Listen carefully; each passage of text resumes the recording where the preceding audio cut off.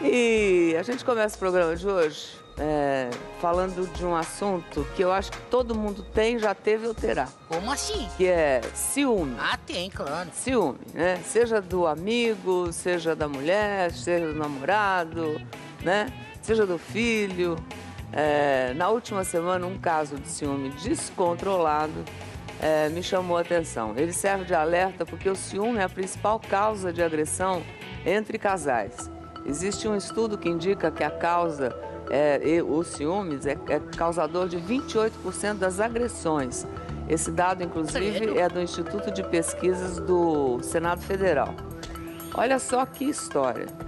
Uma jovem de 18 anos perdeu a cabeça e agrediu uma outra menina de 15 anos por ciúmes. Aconteceu em Suzano, em São Paulo, e tudo foi documentado por um celular.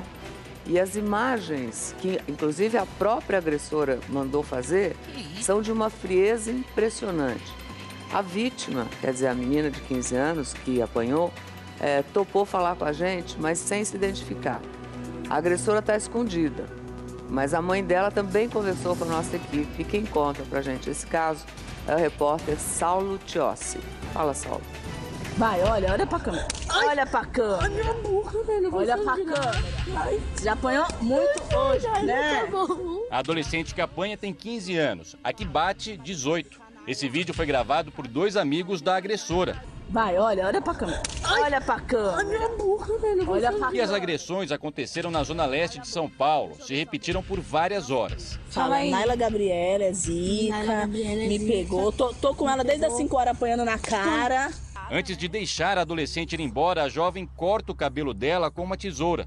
O motivo de tudo isso? Ciúmes. A jovem enfurecida achava que a adolescente tinha um caso com o namorado dela. Quem conta é a própria vítima. Conheci ele já fazia tempo, mas pelo Facebook. Já tinha ele. Aí eles voltaram a namorar, eu excluí ele do meu Facebook. Aí teve umas semanas assim, antes disso acontecer, ele me chamou, falou que tinha me visto numa festa em Guanás, que eu tava bonita. E começou a falar. Aí ela viu. Vocês chegaram a ter algum caso? Não. No outro trecho do vídeo, a jovem obriga a vítima a colocar a aliança de compromisso dela e faz questão de mostrar de quem é o namorado. Mostra minha aliança na câmera. Lê o que tá escrito. Abraão. Abraão, né?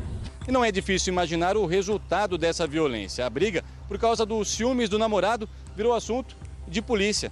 A vítima e a mãe dela fizeram um boletim de ocorrência por tortura. A adolescente, inclusive, já prestou depoimento.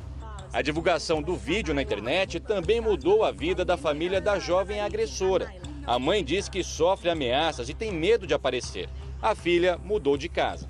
Ela está grávida, está assustada, está com medo, se sente sozinha, ela errou. A família a gente vai ficar do lado dela porque eu sou mãe, porém ela vai estar à disposição da justiça. Eu tenho que pedir desculpas para a mãe, principalmente para ela. Eu me coloquei no lugar de mãe. É isso. O Conselho Tutelar encaminhou a vítima para tratamento psicológico na rede pública de Suzano, na Grande São Paulo, onde a família mora. Mas esse não é um caso isolado. São várias as denúncias que chegam aqui de violência por ciúmes. Todo dia aqui a gente recebe casos, né?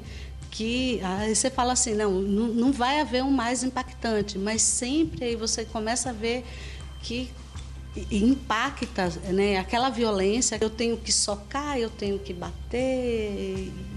Porque não entende, não sabe o que é perder, assim, ou às vezes... Não, exatamente, não sabe o que é perder. As imagens da violência chocaram a mãe da adolescente agredida. É torturante ver o vídeo, é torturante ver os comentários, né? Porque é uma filha, a gente não põe filho no mundo pra levar tapa de ninguém na rua, né? A gente cria com sacrifício. Ela não é ciumenta, não é possessiva, ela é louca. Por que ela teve essa atitude? Porque isso é atitude de monstro. Já apanhou muito hoje, né? Você dá pra câmera. Que isso? É um ciúme descontrolado que, na verdade, não tem cabimento. A agressora acabou ficando sozinha. Ela perdeu o namorado, ele não quis mais saber dela depois que ficou sabendo da confusão e do vídeo. Pelo jeito, ela está grávida. A família da menina agredida fez um boletim de ocorrência alegando tortura. E a jovem acusada de agressão foi indiciada por tortura e corrupção de menores. mas não está presa. A delegada que cuida do caso entendeu que, como ela se apresentou por vontade própria e tem residência fixa na cidade de Suzano, pode responder o processo em liberdade. Essa semana, a delegada vai encaminhar o caso à justiça, aí o juiz decide se pede ou não a prisão da agressora. Acontece na vida real, acontece nas novelas. A trama, por exemplo, do Em Família mostra bem, né, Louro? É verdade. Essas consequências de uma crise de ciúmes. No início da novela, vocês lembram? O Laerte, que era vivido por Guilherme Lissan, morria de ciúmes da namorada Helena, interpretada na primeira fase pela Bruna Marquezine. Com um amigo dele aí, Virgílio, o Fernando Rodrigues, até que ele perdeu a cabeça completamente, agrediu o amigo, achando que ele estava morto, tenta enterrar o amigo vivo, né? E ter ciúmes é normal, mas tem gente que acredita que ele pode até, que é uma loucura maior, apimentar a relação, né? Não. Mas muitas vezes esse ciúme extrapola e acaba virando uma coisa obsessiva. A pessoa praticamente vive a vida do outro, né? Muito louco. Esquece de si mesmo para viver a vida do outro. Você vai ver um relato de uma mulher aqui do Rio de Janeiro que perdeu o controle, chegou ao fundo do poço até perceber que precisava de ajuda. Ela preferiu não se identificar e a gente respeitou. Rodou. Entrei num relacionamento de 4 anos e quando essa pessoa já não atendia mais as minhas necessidades, a falta de afeto, eu comecei a ficar num processo de ciúmes doentio, um ciúmes compulsivo, obsessivo. Com essa falta de afeto, com essa rejeição, eu comecei a achar que ele podia ter outra pessoa. E aí eu comecei a praticar algumas insanidades, tipo estar em lugares públicos com ele, dar beliscão, puxão de cabelo. Eu ligava compulsivamente para saber onde ele estava, com quem ele estava. Parecia que a qualquer momento eu ia perder aquela pessoa. E aí com isso afastava, né? Ele mais ainda da relação. Mas eu nunca assim encontrei nada que eu acho que era tudo os pensamentos destrutivos da minha mente, né? Depois que eu agredi ele, ele não mais me procurou e eu comecei um processo de buscar a minha recuperação. Foi nesse momento que o grupo Mulheres que Amam Demais Anônimas, o MADA, entrou na vida dela. Naquela semana, eu comprei uma revista e dentro dessa revista tinha o endereço do grupo MADA. E eu busquei ajuda nesse grupo fazendo o meu primeiro passo. Que eu era impotente perante aquele relacionamento e minha vida tinha se tornado ingovernável. E você chegou a reencontrar esse homem depois do término? Depois de muito tempo eu encontrei com ele numa festa, né? Eu tinha muito medo desse encontro, como seria, né? E aí eu olhei para aquele homem e eu pensei, caramba, eu quis morrer por causa dele um dia e hoje ele não representa mais nada para mim. Depois até de um tempo a gente acabou ficando amigo, ele contando para mim do relacionamento que ele estava vivenciando, mas passou. Estou num processo assim de conviver com uma pessoa que me ama, que me respeita, que me valoriza. Hoje eu encontrei a minha dignidade, o amor dos meus filhos, o respeito deles. Assim, esse amor incondicional de sentar no chão e brincar com as minhas netas, né? Isso não tem preço. Esse grupo que foi citado aí, caso você queira indicar para alguém, é o MADA. Mulheres que Amam Demais Anônimas. É para mulheres que precisam e sentem que precisam se recuperar de relacionamentos destrutivos, né? Elas aprendem a se relacionar de uma forma saudável.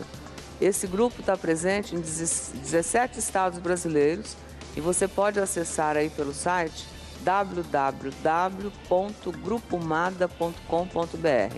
É tudo junto mesmo assim, tá bom? E a outra mulher que a gente vai conhecer agora também recorreu ao MADA. Ela era muito ciumenta, obsessiva, se curou e hoje, 8 anos depois, o feitiço virou contra o feiticeiro. Dá uma olhada. Eu tive um relacionamento de 5 anos, né? E até então eu tinha tido relacionamentos que eu nunca tive problema de ciúmes. Pelo menos não da minha parte.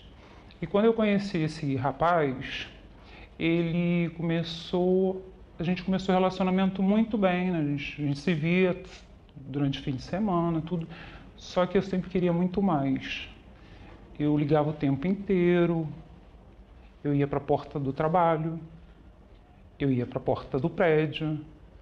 Ele tinha funcionários no trabalho, eu manipulava, dando presentes, para contar a rotina dele, para contar se mulheres ligavam. Eu comecei a frequentar essas reuniões e a partir da primeira semana eu já senti que eu já estava melhor, porque eu parei de ligar para ele. Até que um belo dia, do nada, eu falei, vou ligar para uma pessoa que me contava algumas coisas dele, só para saber. Tô forte. E quando eu liguei, a pessoa me falou que ele estava se relacionando com outra. Aí voltou tudo muito forte, enlouquecedor. E eu fui para a porta do trabalho dele. Eu lembro bem que ele entrou para dentro do estabelecimento com medo, né, de mim. Eu comecei a agredir ele. Bati nele e ele também não fez nada, né? Só que dias depois eu recebi uma intimação da polícia. Ele tinha dado queixa de mim. E naquele momento eu pensei, aonde mais eu vou chegar? O que mais eu vou precisar perder? Já perdi meu amor próprio, minha autoestima, né? E eu acho que isso que eu senti alimentava ele, porque ele voltou a me procurar, né? Só que eu não quis mais, botei um ponto final nesse relacionamento. Até que eu conheci uma pessoa, né? Uma pessoa diferente, um cara dócil, e eu resolvi dar uma chance a esse rapaz. Nossa, aí foi minha loucura, né? Eu me vi, de repente, passando pelas mesmas coisas que o meu ex passou. Esse cara me perseguia, ele ligava muitas vezes para o meu celular, para minha casa. Só que a coisa foi crescendo, a coisa ficou incontrolável. Eu conseguia perdoá-lo porque eu me colocava no lugar dele. E hoje em dia, você tá com esse cara ainda? Eu não estou conseguindo sair disso porque é muito difícil. E até quando você acha que você vai conseguir levar essa situação? Sei, tá difícil porque ele é uma pessoa que não... doente, né? É uma pessoa doente. Se você se enquadra aí nesse caso, você tem que procurar ajuda, né?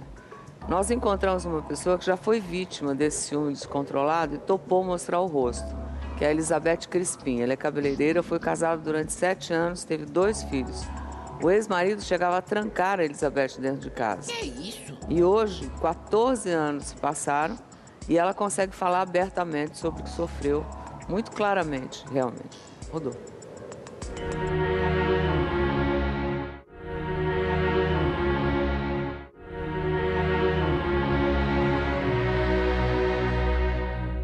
A minha história de ciúmes, assim, é vasta, longa, né? Porque desde o namoro, realmente, ele já tinha ciúmes. Só que depois, com o casamento, aí as coisas vão piorando. Nós casamos e ele começou, assim, a chegar ao ponto de me trancar dentro de casa, a chegar ao ponto de olhar dentro do guarda-roupa, debaixo da cama. Ele olhava, ver se tinha alguém. O que mais me machucou era na hora que ele saía e me deixava trancada, e aquilo para mim eu achava assim um absurdo. Foi quando realmente eu fiz uma cópia e escondi. E um dia ele saiu e eu saí de casa. Tomei a decisão de ir embora. Ele nunca achava que ele estava errado, entendeu?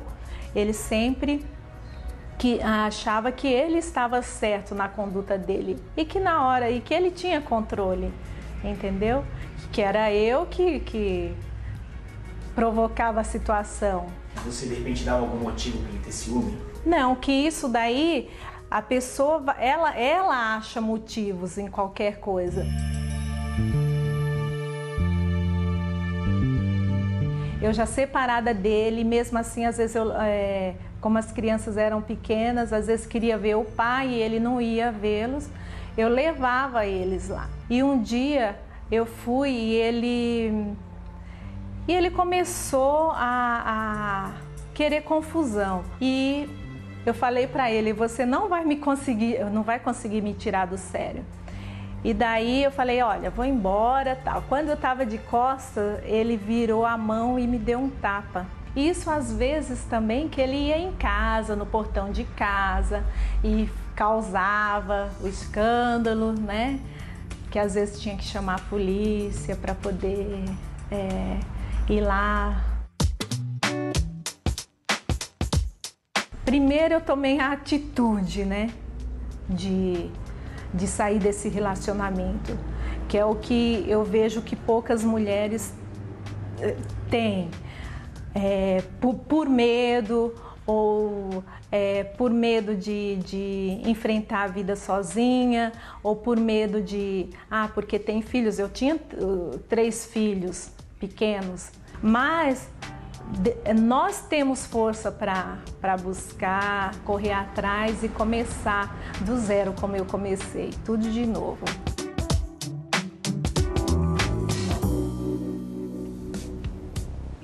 Olharzinho bom dela, né? Calma, parece mineira. Aí a gente ficou pensando, como é que a gente pode identificar quando esse ciúme está se tornando doentio? Então nós conversamos com o nosso amigo, o psiquiatra Flávio de Covatti, para entender melhor tudo isso, que ele que tem tanta experiência e quase 40 anos nesse ramo. Rodou.